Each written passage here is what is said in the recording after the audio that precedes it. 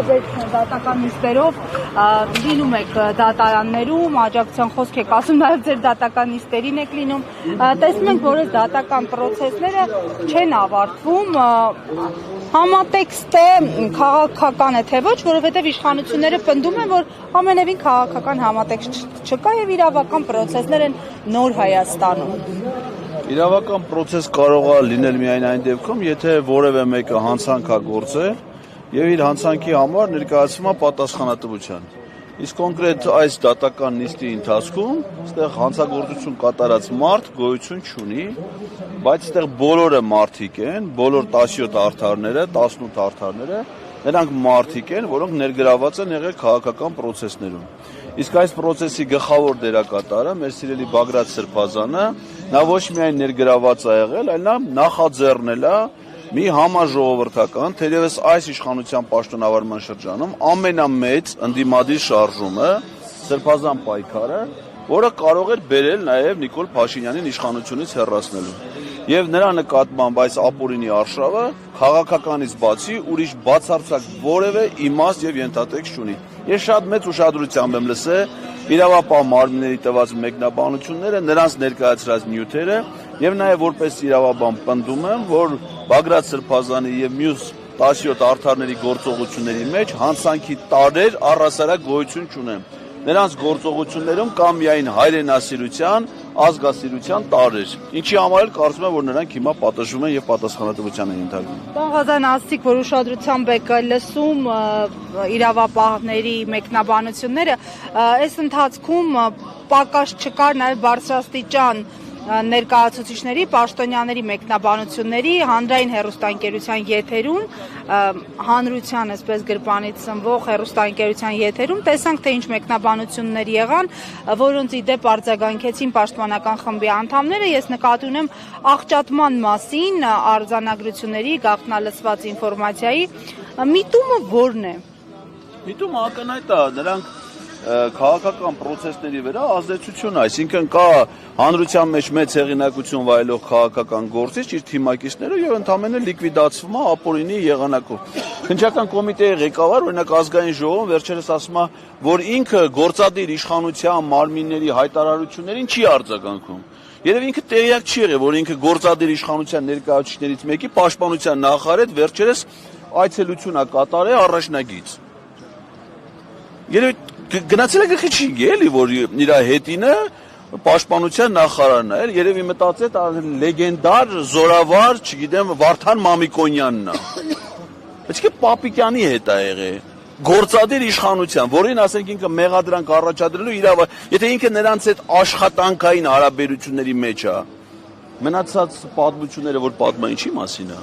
Լավ, պարոն Ղազարյան, հանգուցալուծումը ինչպես եք տեսնում։ Այս անընդհատ այսպես ոնց որ խոսել, պարբերաբար նամակներ ուղղել իմպիչմենտի գործընթացի համար, արդյունավետությունը երբ կերևա, արդյունքը երբ կլինի, ձեր ուզած արդյունքը նկատի ունեմ, որ ձեր պահանջը իրականություն դառնա, այս իշխանությունները չներկայացնեն Հայաստանի Հանրապետությունը։ Դե իմպիչմենտը դա իմ ընկալումներով, իմ պատկերացումներով միակ սահմանադրական օրինական ճանապարհն է Նիկոլ Փաշինյան իշխանությունից հեռացնելու։ Ցավոք սրտի ես չեմ տեսնում անգամ այդ գործընթացի նախաձեռնություն ցուցաբերած 34 падգամավորների գործողություններում ակտիվություն, շահագրգիռ մասնակցություն իրենց նախաձեռնությունը առաջ մղելու համար։ Ազգային ժողովում մեր անցած շաբաթը ավարտվել բյուջետային քննարկումները մշտական հանձնաժողովներում։ Բյուջեի նախագիծը դա առիթն է վարչապետին անվստահություն հայտնելու համար։ Եվ մի բառ այդ մասին որևէ մեկը չի խոսում։ Իսկ ո՞րն է այս խնդրի լուծումը։ Խնդրի լուծումը Նիկոլ Փաշինյան իշխանությունից հեռացնելն է։ Մենք մեր ժողովուրդը պիտի ընկալի մի պարզ ճշմարտություն, որ սա հայկական իշխանություն չի, սա թրքական իշխանություն է։ Մեր ժողովուրդը այլևս հայտնվել է թուրքերի տիրապետության ներքո։ Իսկ երբ որ հայտնվում ենք թուրքերի տիրապետության ներքո, այդ ժամանակ մեր ժողովուրդը ինչ արի, երբ որ ոչ միայն տիրապետության ներքո, այլև բռնաճնշումների է ենթարկվում։ Դուրս է եկել ազգային ազատագրական պայքարի։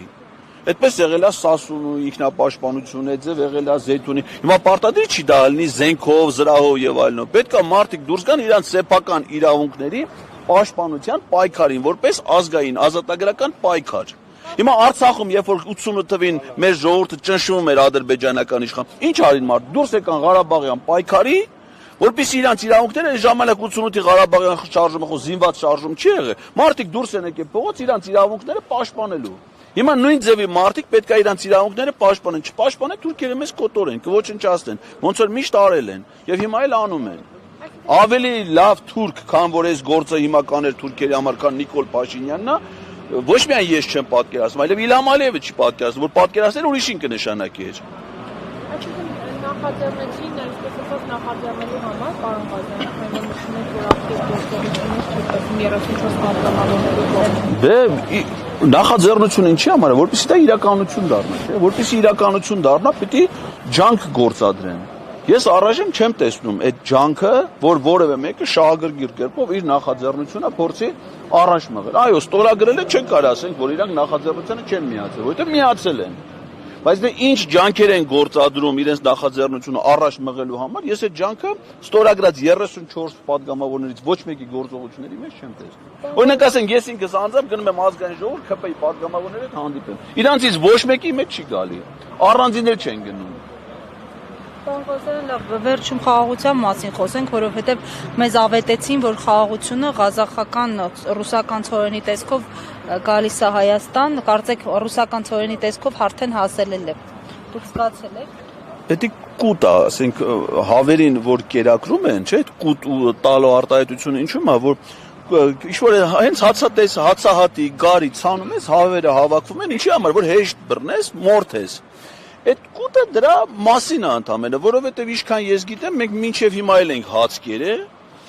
ու այդ հացահատիկը եկել է Արցախից, շատ քիչ մասը արտադրվել է Հայաստանում, մյուս մասը Ռուսաստանից։ Այսինքն Գևորգ Պապոյանը չի հացի գյուտի հայտնագործության հեղինակը։ Ինքնարժեք ավելի ցածր է այս։ Բայց չի ասում, որտե՞ղ ելը ասում է, ես տենց հաշվարկ չունեմ, ոչ, ասենք եթե մի ժամանակ ցորենը գալիս է Ռուսաստանից, Վրաստանի տարածքով Հայաստան, հիմա ինչ որ Ադրբեջանն էլ է ավելացել այդ մարշրուտի մեջ, թե ինչի չգիտեմ։ Երբ որ ասենք առանց Ադրբեջանի էլ մինչև հիմա Վրաստանի տարածքով գալիս էր։ Հիմա Ադրբեջանը ավելացել է իր բարի կամքի դրսևորումը, կարած չավելանար եւ բարի կամքը չդրսևորեր։ Եվ Հայաստանն է ԵԱՏՄ-ի անդամ, եւ Ռուսաստանը եւ Ղազախստանը։ Հիմա մեր միասնական տնտեսական մաքսային տարածքում ապրանքի շրջանառության համար մենք Ադրբեջանի կարիքը որտե ունենք, չգիտեմ, Գևորգ Պապոյանը եւ Նիկոլ Փաշինյանը ինչով են դա բացատրում։ Դա ընդհանրապես ընդամենը քաղաքական իմաստ ունի, ցույց տալու Ադրբեջանի բարեսիրտ վերաբերմունք Հայաստանի նկատմամբ, ինչի համար իրանք մեղրին հանձնել են Ադրբեջանին, որովհետև այն ինչ որ տեղի ունեցել, դա օգոստոսի 7-ով դա մեղրին Ադրբեջանին հանձնելու ծրագիր է։ Հայտարարեց այսօր, որ Հովանավանքում երիտասարդի բերանը փակելուց հանելը դա իր իսկ անվտանգության համար էր արդեն։ Երիտասարդի բերանը փակելով եկեղեցուց հանելա Նիկոլ Փաշինյանի անվտանգության աշխատակիցը։ Նիկոլ Փաշինյանի անվտանգության աշխատակիցների խնդիրը ոչ թե քաղաքացիների անվտանգությունը ապահովելն է, այլ Նիկոլ Փաշինյանի։ Եվ եթե անհանգստություն կար անվտանգության հետ կապված, պետք է այդ աշխատակիցը Նիկոլ Փաշինյանի բերանը փակեր եւ եկեղեցուց դուրս հաներ։ Բայց դա սխալ գործողություն է տեղի ունեցել, որովհետև իրականում նպատակը այդ չէ։ Իրականում նպատակ եղել է քաղաքացուն լռեցնելը, հավատավոր քաղաքացուն, որը գնացել էր ի տարբերություն հանրահավաքի մասնակիցների, գնացել էր Հովանավանք պատարագի, բայց պարզվում է, որ ընդդեմ պատարագիչ քահանա չկա եւ կա հանրահավաք եկեղեցու տարածքում, ինչ օրենքով արգելված է։